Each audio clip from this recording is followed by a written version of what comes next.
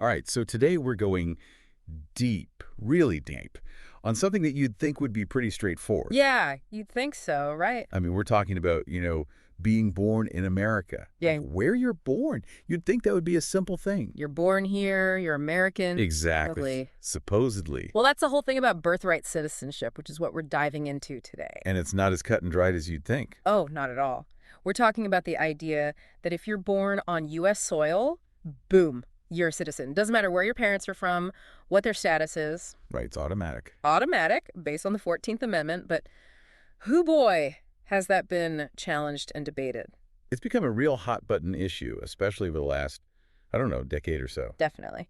So we've been looking into some writings on this, to get a better handle on things. Right. And we've got this excerpt, pasted text, really digs into it, all the history, the legal fights, the politics. All the good stuff. So where do we even start? I mean, the 14th Amendment, it's like Civil War era stuff. Yeah, 1868, Right. right after the Civil War. And, it was all about granting citizenship to formerly enslaved people and their descendants. Makes sense in that context. Right. So like a fresh start. Totally. A new beginning for the nation and for the people who had been denied basic rights for so long. Exactly. But see, the wording of the Citizenship Clause itself, it says, all persons born or naturalized in the United States and subject to the jurisdiction thereof Okay. Subject to the jurisdiction thereof. are citizens, and that's where the interpretation comes in, especially with children of non-citizens. Right. Because if you're born here. You're subject to U.S. jurisdiction. Right. Okay. So the courts have consistently upheld this, haven't they? Like the broad interpretation. Yeah, they have pretty much said that if you're born in the U.S., you're a citizen. Doesn't matter about the parent status. Even if they're like undocumented. Even then, there's a great example of this. Judge John C. Koffner, he's a federal judge, has actually defended this interpretation in court, saying it's pretty clear-cut. Huh. Clear as mud, as they say. Right. But then, of course, you've got, the whole Donald Trump era. He really kicked this up a notch. Yeah, he wanted to end birthright citizenship by executive order. Just like that. Well, he argued that it was unfair. I mean, his reasoning was that, giving citizenship to kids of undocumented immigrants, especially those here on temporary visas, like H-1B workers. People coming here for work, highly skilled usually. Exactly, that it was harmful to national interests. And did that spark a lot of, legal debate? Immediate backlash. I mean, think about it. You've got this right that's been enshrined in the Constitution for over a century. Right. And most legal scholars, they agree that to change birthright citizenship, you'd need either a constitutional amendment or a Supreme Court ruling. Can't just like wave a magic wand and poof, it's gone. Exactly. It became a huge debate, especially online. Like, I remember seeing tons of threads on Reddit about it, just arguing about whether it was even legal, let alone ethical. So is this just a U.S. thing, this whole birthright citizenship idea? It's actually not that common globally. It's called jus soli, which is Latin for right of the soil. Fancy. It is. And the U.S., Canada, a bunch of Latin American countries, they grant it. But a lot of Europe, like the U.K. and many others, they've moved away from it. Really? Yeah, they require at least one parent to be a citizen or a permanent resident for the child to get citizenship automatically. Huh. That's interesting. It's like we're clinging to this old idea while the rest of the world is... Modernizing. Yeah, maybe. So I guess the big question is, why the difference? Why do some countries stick with birthright citizenship while others move away? Well, a couple of things. Some countries, they've seen huge waves of immigration in recent years, and they worry that jus soli acts like a magnet, Encourages people to come here, maybe even illegally, so their kids can be citizens.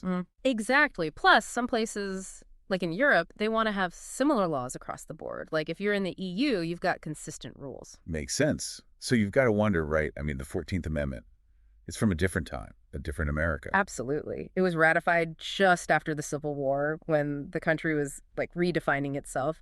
And the main goal was to protect formerly enslaved people. Give them full rights. Exactly. So the context was completely different. Yeah.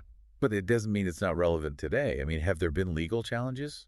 Like in recent times? Oh, tons. People trying to reinterpret the 14th Amendment or limit it so it doesn't apply to kids of non-citizens. Any examples? Yeah, there was this one case, a bunch of kids born in the U.S., but their parents were undocumented. And the lawsuit argued that these kids, they weren't actually subject to U.S. jurisdiction at birth. Whoa, hold on. They're born here. I know, right?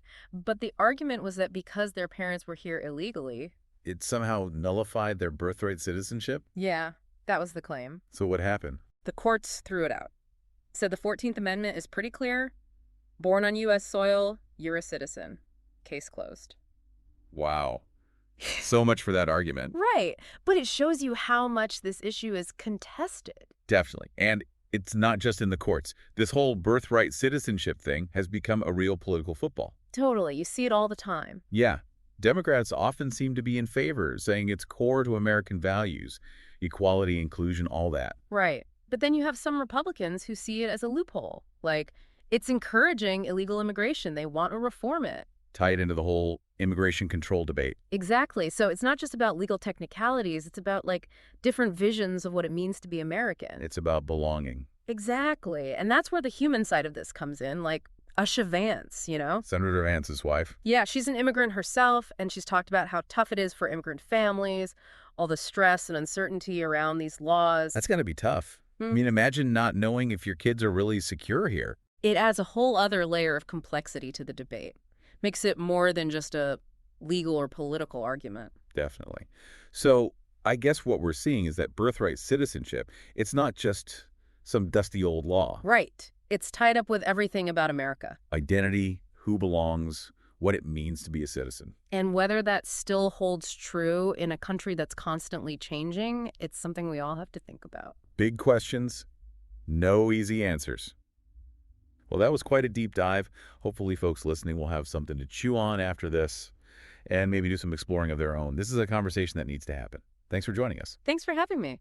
Today is your lucky day. Today is the day that our $3 website works for you, paying you directly to your PayPal daily. Imagine $3 ongoing continuous payments to your PayPal account. Imagine falling asleep and waking up to $300 in your PayPal account. How would this make you feel? How could this help you? What bills could you pay? What kind of fun could you have? What does that retirement look like now? All for a one-time payment of $3. This website is DFY done for you, fully built and completely hosted, and never stops collecting payments for you.